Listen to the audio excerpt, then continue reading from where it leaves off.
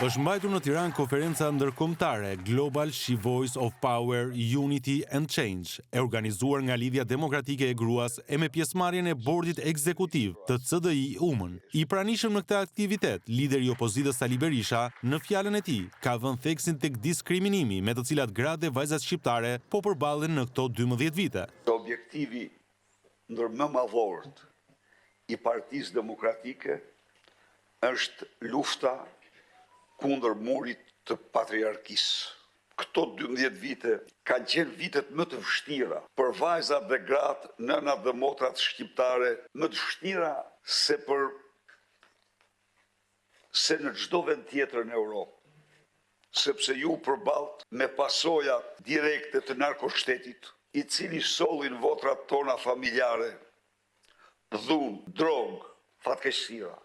Berisha ripërsëriti akuzat ndaj kryeministrit Edi Rama për përdorimin që i bën imazhit të gruas, e trajton ministret si bodyguardet të Gaddafit, ndërkohë që nga ana tjetër ka bërë gjithçka për thellimin e diskriminimit të tyre.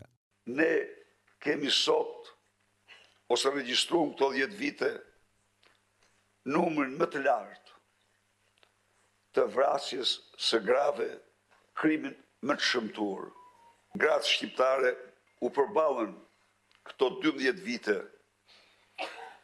me një varfëri në rritje, në qoftë se në vendet e tregut të lirë, në ligjet e tregut, varfëria shkon në paksim,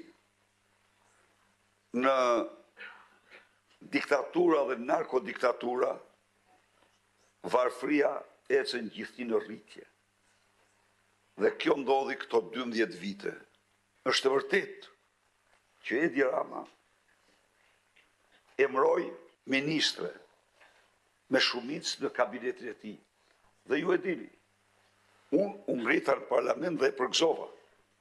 E përgëzova me sinqeritet, por çfarë mund të them unë pas 4 vite? U bë famshme kur i thash, ju silli si bodyguardet e Gaddafit. Në fjalën e tij, Berisha premtoi mbështetje direkte për gratë në mënyrë që të garantohet suksesi i tyre në sipërmarrje apo në zhdukjen e problemeve për to. Do të krijojmë linja përveç